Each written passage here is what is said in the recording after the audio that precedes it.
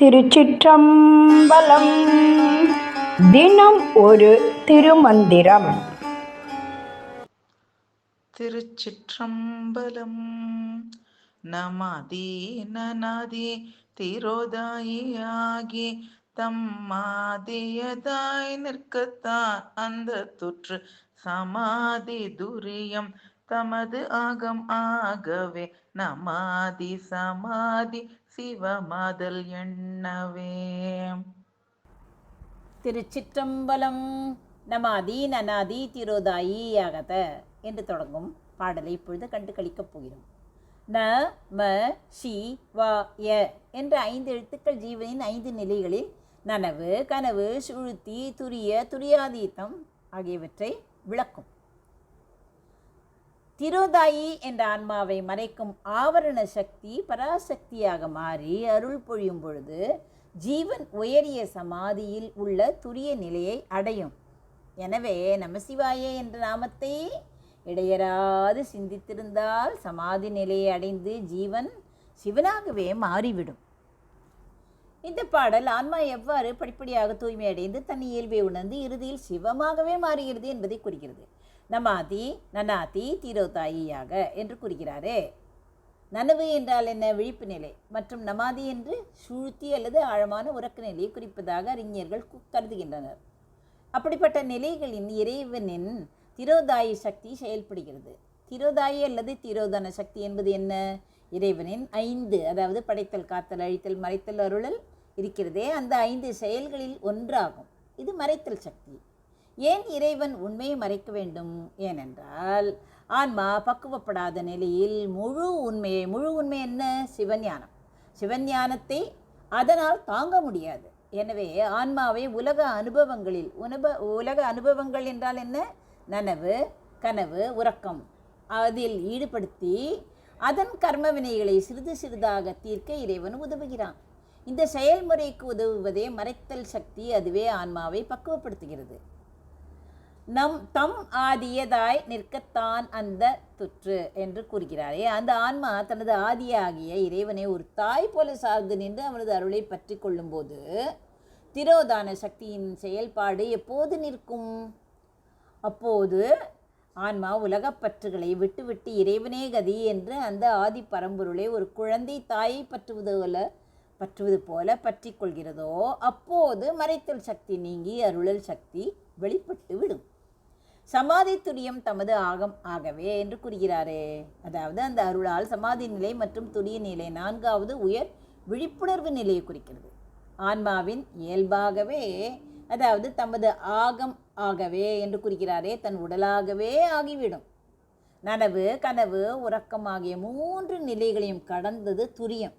இதுவே உண்மையான விழிப்புணர்வு நிலை. இறைவனை பற்றி கொள்ளும்போது அந்த உயர் நிலையான சமாதி மற்றும் துரியம் என்பது கடினமான பயிற்சியாக இல்லாமல் ஆன்மாவின் இயல்பான குணமாகவே மாறிவிடும். நமாதி சமாதி சிவமாதல் எண்ணவே. இவ்வாறு நமாதி என்றால் என்ன? பழைய உலக உறக்க நிலை, அது நீங்கிவிடும். சமாதி என்பது என்ன? இறை நிலையோடு இணையும் நிலை.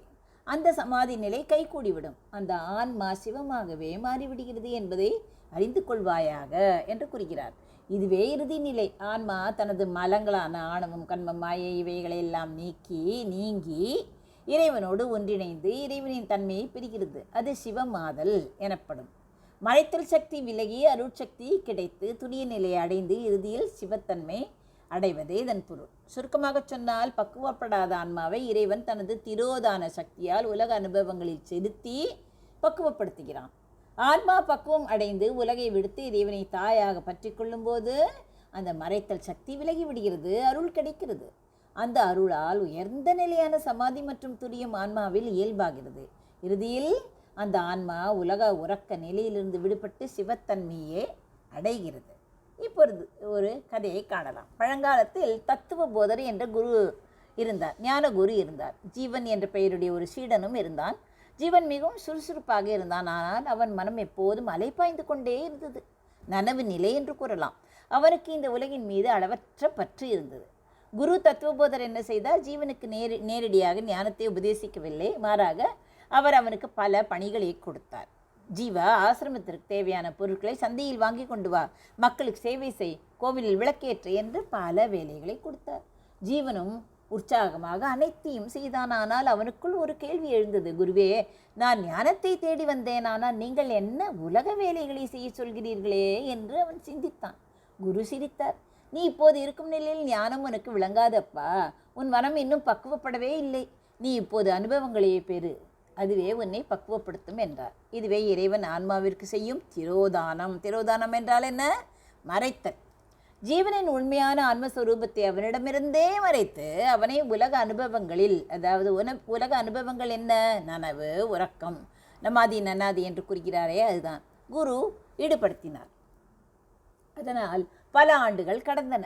ஜீவன் சந்தையில் பல ஏமாற்றங்களையும், சேவையில் பல துக்கங்களையும், கோவிலில் சில ஆனந்த துளிகளையும் கண்டான். அவன் மனம் மெல்ல மெல்ல பக்குவப்பட்டு விட்டது. உலக இன்பங்கள் நிலையற்றவை என்பதை அவன் உணர்ந்து கொண்டான். ஒரு நாள் அவன் குருவின் காலடியில் அமர்ந்து கண்ணீர் மல்கினான். குருவே, இந்த உலகம் எனக்கு வேண்டவே வேண்டாம். சந்தையின் இறைச்சலும் மனிதர்களின் கபடமும் எனக்கு சோர்வை தருகின்றன. நீங்களே கதி, உங்களை தவிர எனக்கு வேறு யாருமே இல்லை என்று அவர் பாதங்களை பற்றி கொண்டான். தம் ஆதியதாய் நிற்க தான் அந்த துற்று என்று கூறுகிறாரே, அதைத்தான் விளக்குகிறது. அவன் முழுமையாக சரணடைந்த அந்த நொடியில் குருவின் திரோதானம், அதாவது மறைத்தல், விலகியது. தத்துவ போதர் ஜீவனின் தலையில் கை வைத்து ஆசீர்வதித்தார். அதுவரை உலக வேலைகளை செய்ய சொன்ன குரு இப்போது என்ன செய்தார்? அவனை ஒரு குகைக்கு அழைத்து சென்று தியானத்தில் அமரச் சொன்னார். ஜீவன் தியானத்தில் அமர்ந்தான். முன்பு ஒரு நிமிடம் கூட அமர முடியாத அவன் மனம் இப்போது குருவின் அருளால் முழுமையாக அடங்கியது. அவனது நனவு, கனவு, உறக்கம் ஆகிய நிலைகள் எல்லாம் கடந்து விட்டன. அவன் ஒரு புதிய மேலான விழிப்புணர்வு நிலையை அடைந்தான்.